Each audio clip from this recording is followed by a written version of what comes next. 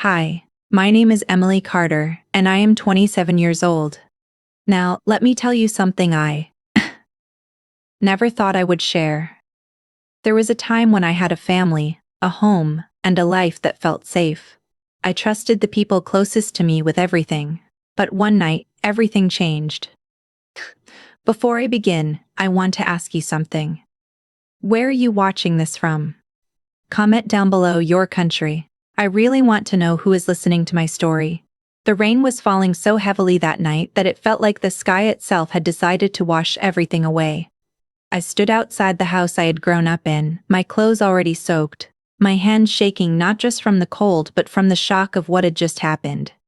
My suitcase lay on the ground beside me, half open, with some of my clothes sticking out into the mud. Just a few minutes earlier, that door behind me had been my home.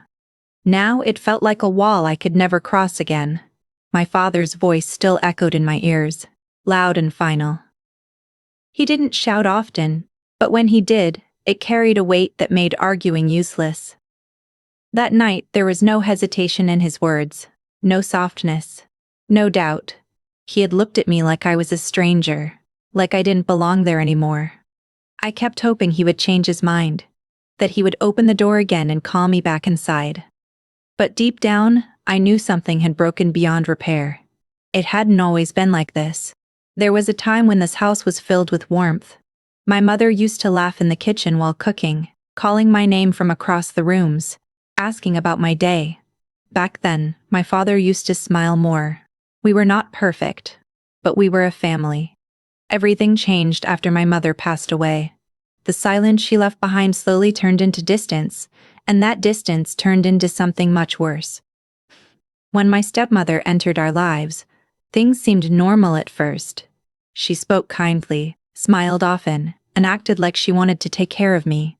I tried to accept her, to believe that maybe things could still feel like a family again. But slowly, things started to shift in ways I couldn't explain at first. Small misunderstandings began to happen. Conversations between me and my father became shorter, colder.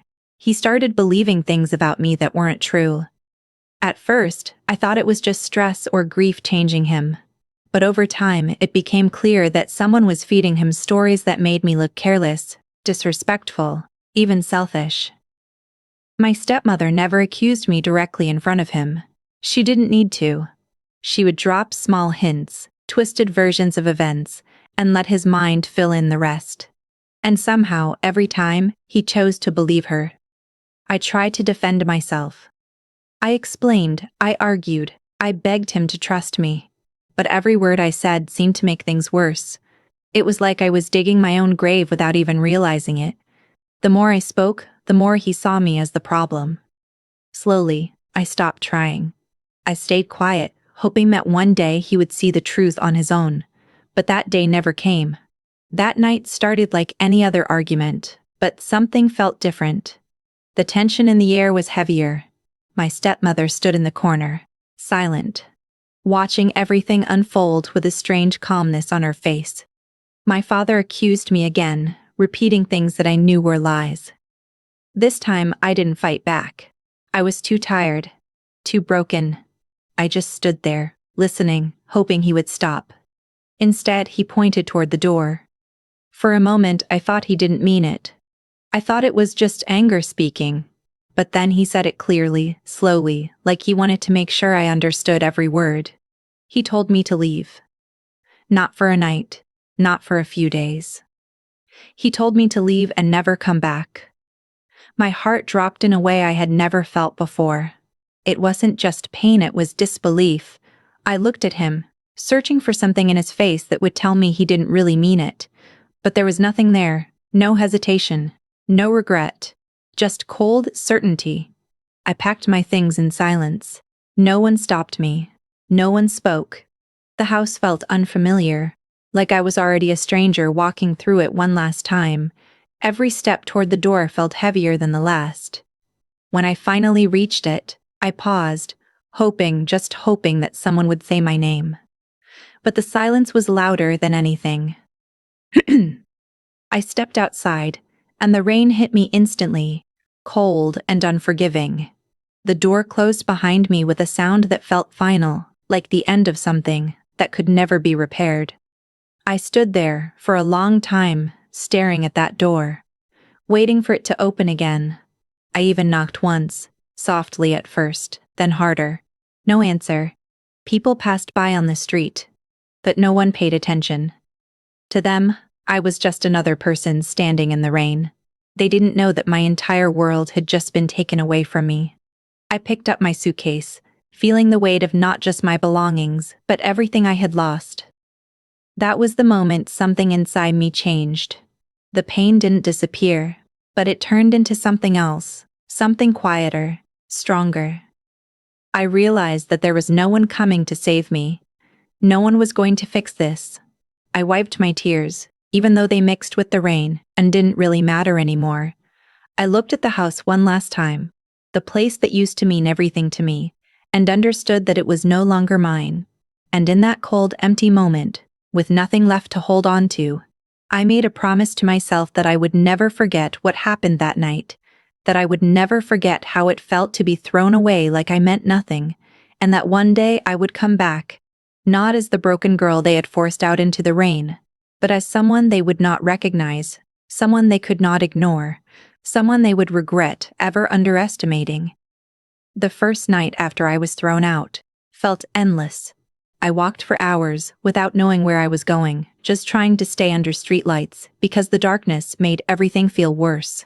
My suitcase wheels kept getting stuck on broken roads, and my hands hurt from dragging it, but I didn't stop. I didn't even know what I was looking for. Maybe a place to sit, maybe a place to feel safe, or maybe just a place where I wouldn't feel so lost. Eventually, I found a cheap hostel, the kind of place people only go to when they have no other option. The room was small, the walls were stained, and the bed felt harder than the ground outside. But it had a roof, and that was enough.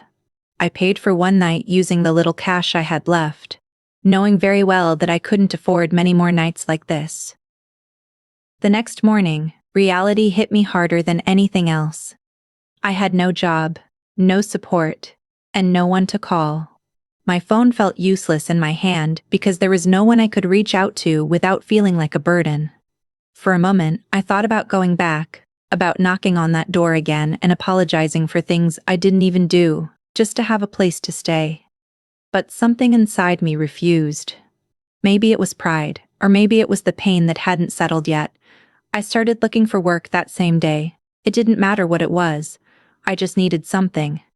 After hours of walking and asking around, I finally found a small job as a cleaner in an office building. The pay was low and the hours were long, but it was enough to keep me going. I accepted it immediately without thinking twice. My routine became simple and exhausting. I worked during the day, cleaning floors, wiping desks, and emptying trash bins. At night, I returned to the hostel, ate whatever cheap food I could afford, and tried to sleep while my mind refused to stay quiet. Every night, memories of my old life came back stronger, reminding me of everything I had lost. There were days when I wanted to give up, days when my body felt too tired to move and my heart felt too heavy to keep trying. But somehow, I kept going. Maybe because I had no other choice. One night, something unexpected happened. While cleaning one of the office floors late in the evening, I noticed a group of people still working inside a glass meeting room. They were discussing numbers, strategies, and plans in a way I had never seen before. I didn't understand everything they were saying, but something about it caught my attention. It felt important. It felt powerful. From that day on, I started paying attention. Every night, after finishing my work, I would quietly stay back a little longer, pretending to clean while actually listening. I observed how they spoke, how they made decisions, how they solved problems. I noticed the confidence in their voices and the way they carried themselves. It was a completely different world from mine, but for the first time, I felt curious instead of broken. I started learning in my own way. I didn't have money for courses or formal education, but I had time and determination. I would watch videos on my phone whenever I had internet, read free articles, and try to understand basic business ideas.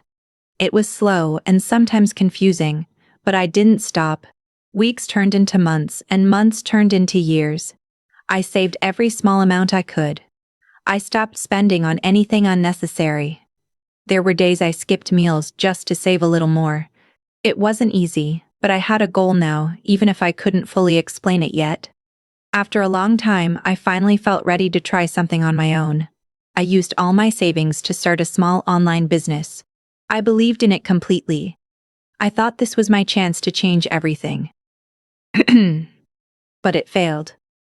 The loss hit me hard. Not just financially but emotionally. It felt like all my efforts had gone to waste. For a moment, I questioned everything again. Maybe I wasn't meant for this. Maybe I should just accept a simple life and stop dreaming of something bigger. But the thought of going back to being nothing pushed me forward. I tried again. The second attempt failed too. This time it hurt less, but it still left a mark. I realized that failure was not the end, but it was still painful enough to make anyone want to quit. I understood why most people stopped trying. But I didn't. On my third attempt, something felt different. I had learned from my mistakes. I understood what I did wrong before, and I approached things more carefully. I made smarter choices, took fewer risks, and stayed patient. Slowly, things started to work. The business didn't become successful overnight, but it began to grow. Small profits turned into bigger ones. Opportunities started appearing where there were none before. For the first time in years, I felt like I was in control of my life. As time passed, I expanded my work. I invested in different areas, built connections, and learned how to move in a world that once felt impossible to enter. The girl who once cleaned office floors was now sitting in meetings, making decisions, and building something real. But even as I grew stronger, one thing never changed. I never forgot that night. I never forgot the rain, the silence, and the feeling of being thrown away like I meant nothing. And deep inside, a quiet plan continued to grow, becoming clearer with every step I took, shaping not just my future, but also the moment when I would finally return and face the people who once believed I would never survive without them. 10 years had passed, but the road leading to that house still felt familiar. Every turn, every corner, every small detail brought back memories I thought I had buried. The difference was that this time, I wasn't walking with uncertainty or fear. My steps were steady, controlled, and intentional. I had imagined this moment many times, but standing there in real life felt strangely calm. The house looked smaller than I remembered. The walls that once felt tall and powerful now seemed worn and slightly faded. The paint was peeling in places, and the garden that my mother used to take care of so lovingly was now neglected. It wasn't just the house that had changed. Time had quietly done its work, weakening everything that once felt unbreakable. I stood across the street for a while, simply observing.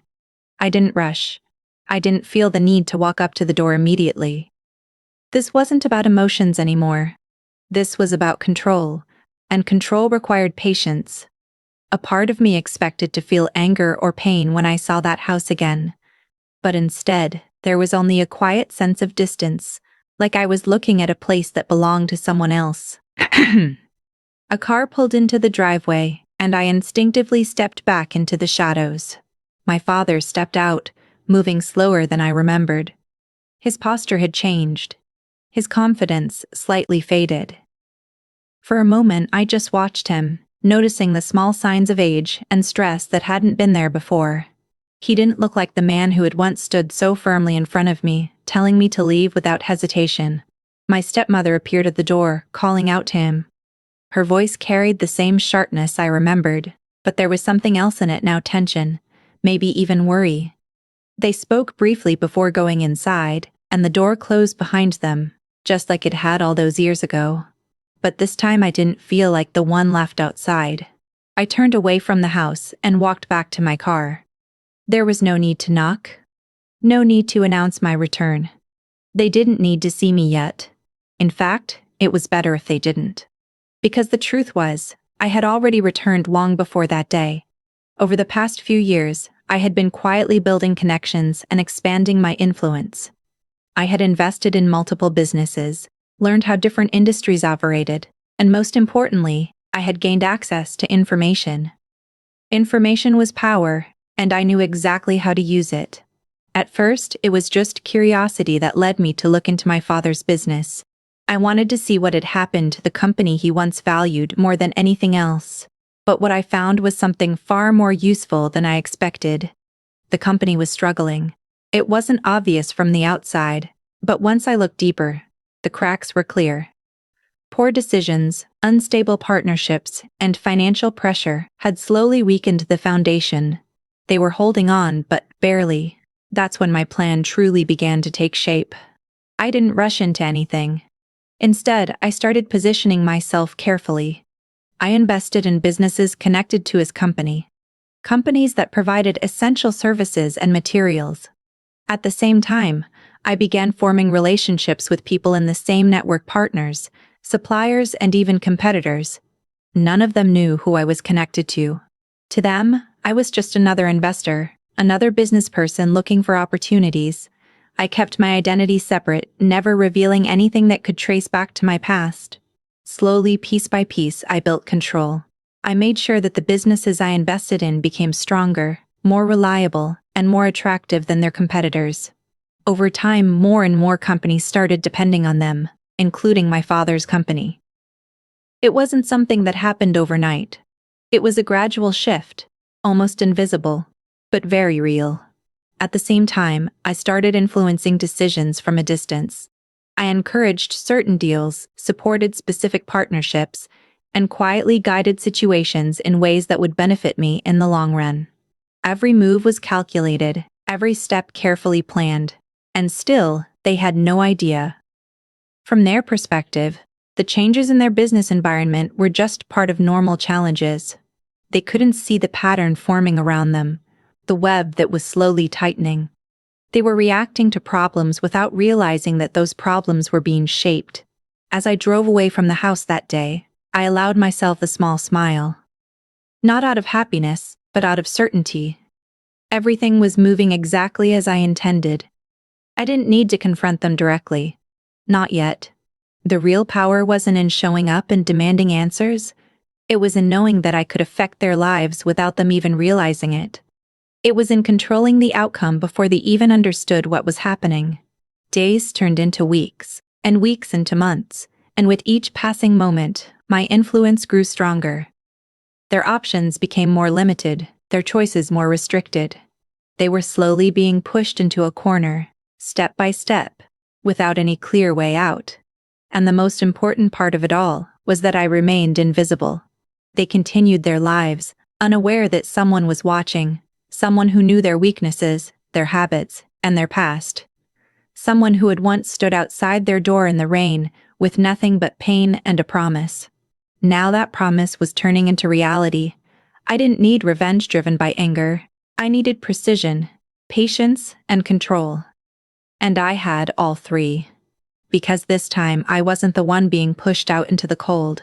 This time I was the one deciding when the doors would close. The collapse didn't happen all at once. It began quietly, almost too small to notice. A delayed payment here, a canceled meeting there. At first, it looked like normal business problems, the kind every company faces from time to time. But unlike random setbacks, these were carefully placed, each one designed to create pressure without raising suspicion. I watched everything from a distance, tracking every move, every reaction. My father's company had already been weakened over the years, and now it was entering a stage where even small disruptions could have serious consequences. The stability they once relied on was gone, replaced by uncertainty that grew stronger with each passing day. One of their major contracts was the first to fall. It was a deal they had depended on for years, something that brought in steady income and kept their operations running smoothly. But suddenly, the partner company decided to back out. Officially, it was due to better opportunities, but I knew the real reason. I had already secured that partner through one of my own investments, offering them a deal they couldn't refuse. When the contract was lost, it created a gap that couldn't be easily filled. My father tried to recover, reaching out to other partners, trying to secure new agreements. But things were not as simple as they used to be. The market had changed, and so had his position in it. The confidence he once carried was slowly being replaced by desperation. Inside the house, the pressure began to show. I had people keeping an eye on everything, feeding me information without revealing their connection to me. My stepmother, who once seemed so confident and in control, was now constantly worried. She argued more, blamed others for the problems, and refused to accept that things were slipping beyond her control. My father, on the other hand, became quieter. He spent more time working, trying to fix what was already starting to fall apart. Then came the suppliers. The companies that provided essential materials and services started changing their terms. Prices increased, deadlines tightened, and flexibility disappeared. To them, it was just business. To me, it was another step in the plan. Many of those suppliers were now connected to me in one way or another, either directly or through partnerships I had carefully built over time. My father didn't realize that he was no longer negotiating from a position of strength. He was reacting, trying to keep up, trying to hold everything together. But every decision he made only pushed him deeper into the situation. Soon the financial strain became visible. Bills started piling up. Payments were delayed. Loans were taken to cover immediate needs, creating even more pressure for the future. The company was no longer growing. It was surviving, and barely at that. Every new problem made it harder to recover from the previous one. I could have ended it quickly. I had enough control to shut everything down in a matter of weeks. But that wasn't the point. A sudden collapse would have been easy, but it wouldn't have carried the same weight. What I wanted was for them to feel it too, experience the slow loss of control, the same way I had experienced being pushed out with no way to stop it. So I let it continue. Another major deal fell through, this time due to unexpected changes in supply. The truth was, I had already secured the supply chain through one of my companies. Without those resources, my father's business couldn't fulfill its commitments. Clients started losing trust. Some of them left quietly, while others made it clear that they no longer believed in the company's ability to deliver. Reputation, once lost, is almost impossible to rebuild. The final stage began when the banks got involved. With increasing debt and declining performance, the company was no longer seen as stable. The banks started asking questions, reviewing accounts, and eventually placing restrictions. Credit lines were reduced. New loans became harder to secure. The financial system that once supported them was now closing in. At home, the situation became more tense. Arguments turned into silence, and silence turned into fear. They could see what was happening, but they couldn't stop it. Every option they tried led to another dead end. And then came the move that changed everything. The one company they depended on the most, the one that supplied critical materials and kept their operations running, was put up for acquisition. It was their last hope, the one connection that could have helped them recover if they managed to secure it. But they didn't get the chance. I bought it before they could even make an offer. The moment the deal was finalized, everything shifted. Overnight, their most important support system was no longer available to them. Contracts were reviewed, terms were changed, and access was limited. Officially, it was just a business decision, a restructuring that made sense from an outside perspective. But in reality, it was the final piece of the plan falling into place. Without that company, their operations slowed down almost immediately. Orders couldn't be completed, deadlines were missed, clients walked away. What was once a struggling business now entered full collapse. Within months, everything they had built over the years started to disappear. The company that once gave my father his identity was no longer standing. The control he once had was gone. The stability they relied on had completely vanished. And still, they didn't know it was me. To them, it was just a series of unfortunate events, a chain of bad luck that they couldn't escape. They searched for reasons, blamed the market, blamed their partners, even blamed each other. But they never imagined that someone from their past was behind it all. I watched as everything unfolded exactly as planned, each step leading to the next with perfect precision, knowing that the moment of truth was getting closer with every passing day. and that soon they would not only lose everything they once valued, but also finally understand who had taken it all away from them and why. By the time everything had fallen apart, the house looked even more lifeless than before. The garden was completely dry now, the paint on the walls more damaged, and the windows that once felt warm now seemed dull and empty. It wasn't just the house that had changed, it reflected the people inside it. Everything that once felt stable had slowly been taken away, piece by piece, until nothing strong was left. I stood in front of the door again, just like I had years ago. But this time, I wasn't holding a suitcase, and I wasn't standing in the rain. My hands were steady, my breathing calm, and my mind completely clear. There was no hesitation in me anymore. I had waited long enough for this moment, and now that it was here, I wasn't going to rush it. I knocked. The sound echoed inside, and for a few seconds there was silence. Then I heard slow footsteps approaching the door. When it finally opened, my stepmother stood there, looking at me with confusion. For a moment she didn't recognize me. Her eyes scanned my face, trying to connect it to a memory she had long buried. Then I spoke. The moment she heard my voice, everything changed. Her expression froze and the color slowly drained from her face. She stepped back slightly, as if she had just seen something she never expected to face again. My father appeared behind her, and when his eyes met mine, the reaction was even stronger. His hands trembled slightly, and for the first time, I saw something in his eyes that I had never seen before. Fear. No one spoke for a few seconds. The silence between us was heavy, filled with everything that had been left unsaid for years. Finally, I stepped inside without waiting for permission. The house felt smaller than ever, and the air inside carried a strange mix of tension and regret. They both looked at me, searching for answers, trying to understand why I was there. After everything that had happened, after everything they had lost, my presence didn't feel like a coincidence. It felt like something much bigger. My father was the first to speak. His voice was weaker than I remembered, unsure and almost hesitant. He asked me why I had come back. It was a simple question, but it carried so much weight behind it. I looked around the room slowly, taking in every detail. The same walls, the same furniture, the same place where my life had once been destroyed. But now, everything felt different.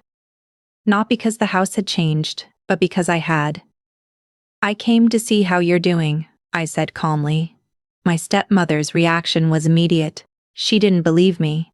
Her eyes narrowed and her expression turned defensive, as if she was already expecting something worse. She asked me directly what I wanted, her voice carrying a mix of anger and fear. I didn't answer right away. Instead, I walked a few steps further into the room, letting the silence grow again. I wanted them to feel it, the same kind of silence I had faced that night when I was thrown out. Then my father asked the question that mattered the most. "Why is this happening to us?" His voice cracked slightly as he spoke, and that single moment revealed everything. He wasn't just asking about the business, the money, or the losses. He was asking why their entire world had fallen apart.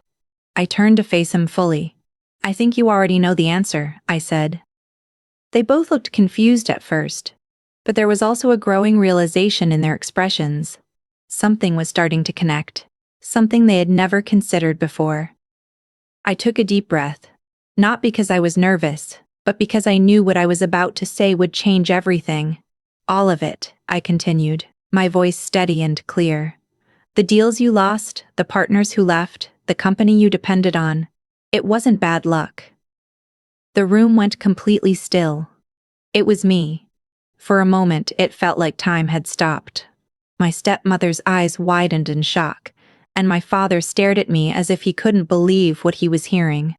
The truth hit them slowly, but when it did, it hit hard. I didn't rush to explain. I let them sit with it, let the realization sink in. Every failure they had faced, every problem they couldn't solve, every step that led them to this point. It was all connected. My father's voice shook as he asked how it was possible. He couldn't understand how the person they had once thrown out with nothing could stand in front of them as the one who had taken everything away. I explained it simply, without emotion, without anger. I told them how I had built everything from the ground up, how I had learned, planned, and waited.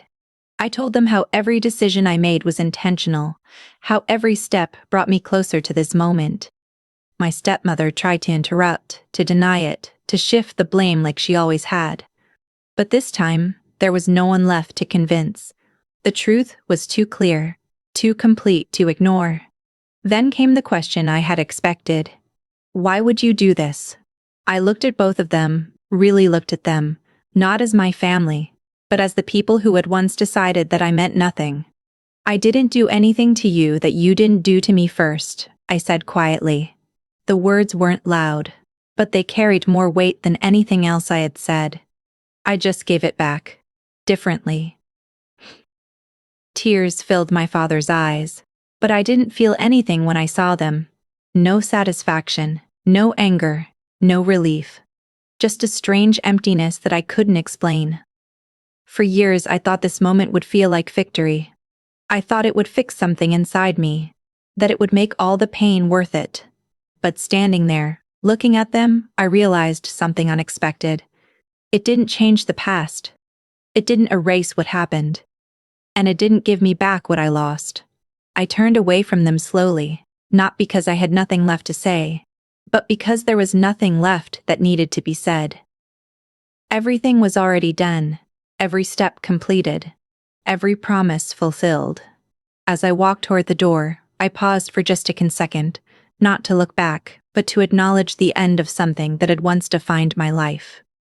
Then I stepped outside, leaving behind the same house where everything had once been taken from me, knowing that this time, I wasn't walking away as someone who had lost everything, but as someone who had proven a point that no one there would ever be able to forget, and that even though I had finally taken control of the story that once controlled me, there was still a quiet part. A story of betrayal, survival, and a revenge that took years to complete. But here's the truth no one talks about. Sometimes, even when you win, it doesn't feel the way you imagined. I got my revenge. I proved my point. I showed them what it feels like to lose everything. But in the end, I also realized something important. Asterisk. Some pain never fully goes away. Asterisk. Maybe revenge gives you power, but it doesn't always give you peace. Now I want to ask you, asterisk, what would you have done in my place? Would you forgive, or would you do the same? Comment your thoughts below. I read every single one of them. And if this story kept you hooked till the end, don't forget to asterisk like this video, asterisk share it with someone, asterisk subscribe to the channel for more powerful stories like this. Because sometimes the stories we hear are closer to reality than we think.